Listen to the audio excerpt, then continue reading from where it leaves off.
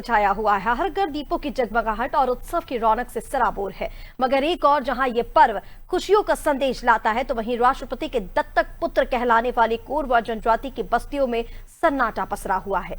गरीबी और अभावों की जंजीरों में जकड़े ये लोग ना तो दीपावली की तारीख जानते हैं, ना ही उनके पास उत्सव मनाने का साधन है। आखिर पहाड़ी कोरवा समुदाय का त्योहारों से रिश्ता कैसा है? इस सवाल का जवाब तलाशने के लिए अनादि टीवी की टीम पहुंची ग्राउंड जीरो पर। आइए आपको ले चलते हैं उनकी अनकही कहानी तक।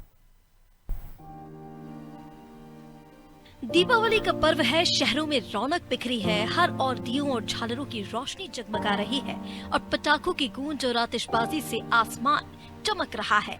मगर राष्ट्रपति के दत्तक पुत्र कहलाने वाले पहाड़ी कोरवा जनजाति की बस्तियों में घुप अंधेरा पसरा है। जंगल और पहाड़ों के बीच बसे दूधी टांगर गांव में चरण सिंह कोरवा जैसे लोग जड़ी बूटियों और कंदमूल के सहारे जीवन चलाते हैं। त्योहार मनाने की उनकी इच्छा तो है, मगर गरीबी और बेबसी की जंजीरें उन्हें रोशनी से दूर रखती हैं। दीपावली कब आती है, ये भी इनमें से कई लोगों को पता नहीं होता। फिर भी उनके दिल में एक दीपक जलाने की तमन्ना जरूर है। आजादी के इतने वर्षों बाद भी दूधी टांगर में बिजली नहीं पहुंची।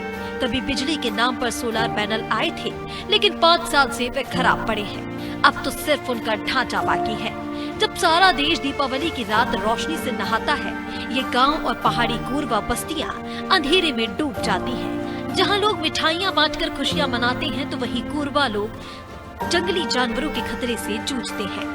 फिर भी रात के अंधेरे में युवतियां नाच गाकर अपने मन को बहलाती हैं, जो उनकी जीवटता को दर्शाता है। उनके पास साधन तो नहीं है, फिर भी माँ लक्ष्मी की पूजा के लिए नारियल और अगरबत्ती जुटाने की उम्मीद बाकी है। दीपावली का ये महापर्व खुशी, उमंग और उत्साह का प्रतीक है, लेकिन ये शब्द कोरवा जनजाति के जीवन से कोसों दूर है। वो भी चाहते हैं कि आम लोगों की तरह त्योहारों की रौनक उनके जीवन में आए, मगर गरीबी और संसाधनों की कमी उन्हें आज भी जीवन के लिए संघर्ष करने को मजबूर करती है। सरकार जिसे कोरबा में चकाचक है ना, जिसमें हर गांव गांव, जिला, मोहल्ला मोहल्ला लाइट, बिजली, पानी पूरा सुविधा होना चाहिए। का समस्या रही, अब पूरा हमारे गांव में तो लाइट नहीं है, तब पूरा सबसे समस्या तो हमारे लाइट होना चाहिए। हमारे 5 साल से हमारे गांव में लाइट नहीं है। हम लकड़ी उकड़ी ला के अंगेठा जला के जोरी में रखन वो मिली से, लेकिन वो 5 साल से खराब है। दीपावली का पर्व खुशी, उमंग और उत्साह का प्रतीक है, मगर पहाड़ी कोरवा जनजाति के जीवन में ये शब्द कोसों दूर है। यदि संसाधन जुट सके तो वे नारियल और अगरबत्ती के साथ मां लक्ष्मी की पूजा करना चाहते हैं, वरना निराशा ही उनके हिस्से आएगी। ये आदिवासी भी आम लोगों की तरह त्योहारों को धूमधाम से मनाने की ख्वाहिश रखते हैं, लेकिन गरीबी और बेबसी की मार ऐसी है कि आजाद भारत में भी उन्हें जीवन यापन के लिए संघर्ष करना पड़ता है। कोरवा जनजाति उस दिन का इंतजार कर रही है जब उनके जीवन में रोशनी का आलम होगा और दीपावली की रात उनके चौखट पर भी एक दीपक जगमगाएगा। ये इंतजार न केवल उनकी आशा को दर्शाता है, बल्कि समाज और प्रशासन से एक सवाल भी पूछता है, क्या हम वाकई इन दत्तक पुत्रों के जीवन में उजियारा लाने के लिए पर्याप्त प्रयास कर रहे हैं?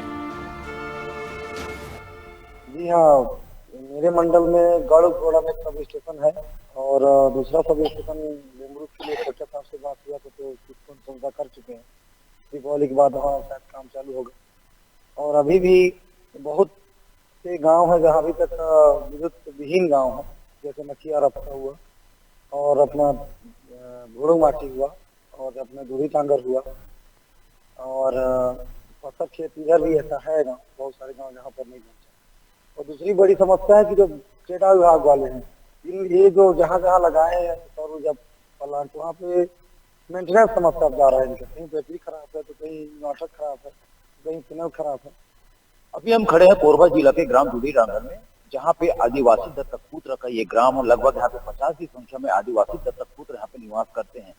आज कोरबा शहर पूरा दीपों या रंग बिरंगे बिजली से जगमगा रही है, लेकिन यहाँ पर देखा जा सकता है कि यहाँ पे बिजली का ब यहाँ पे देखने को नहीं मिल रही है। हालांकि स्ट्रीट लाइट के खंभे यहाँ पे गड़ी हुई है, सोलर पैनल सेट यहाँ पे लगा हुआ था, लेकिन सोलर पैनल यहाँ से गायब है। और हालांकि यहाँ पे ग्रामीण जो है ये बता भी रहे हैं कि सोलर पैनल यहाँ पे लगा हुआ था, 5 साल पहले बिजली आई थी, लेकिन सब अभी के समय में कुछ भी नहीं है, 5 साल से यहाँ पे अंधेरे में अपना जीवन यापन कर रहे हैं।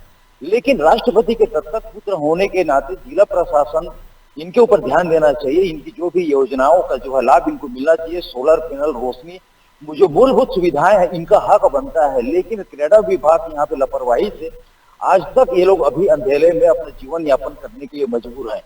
कहीं ना कहीं ये जिला प्रशासन की कमी की वजह से आज ये दत्तक पुत्र जो है इस मार को झेल रहे हैं। सोलर पैनल लगने के बावजूद भी 5 साल के अंदर अंदर वो सोलर पैनल सभी खराब हो गए हैं। लेकिन आज पूरा देश जो है दीपों का त्योहार मना रहा है, लेकिन ये यहाँ पे जो दीपों का जो त्योहार है यहाँ पे दिया भी नहीं जल रहा है। हालांकि ये लोग अपने जो स्थिति है उससे अपना जो है जीवन यापन करने के लिए मजबूर तो है, लेकिन उसमें जीने का भी जो इनकी ललक है वो यहाँ पे साफ देखने को मिल रही है। यहाँ पे हम जब यहाँ पे पहुंचे हैं तो अपना साउंड सिस्टम से गाना लगा करके उसमें नाच करते हुए यहाँ पे हमने देखा, और उसमें काफी बच्चे से लेके जवान से लेके बूढ़े तक यहाँ पे इंजॉय कर रहे हैं, बहुत ही आनंद ले रहे हैं। लेकिन हालांकि जिला प्रशासन को यहाँ पे इन सारी चीजों को ध्यान देना चाहिए, इन दत्तक पुत्रों का ख्याल रखना चाहिए। इनके लिए चाहे दीपावली हो चाहे दशहरा हो, सभी त्योहार सब एक समान है, क्योंकि पूरा गांव अभी अंधेरे में डूबा हुआ है। चंद्र कुमार सिवाग, अनादि टीवी, कोरबा।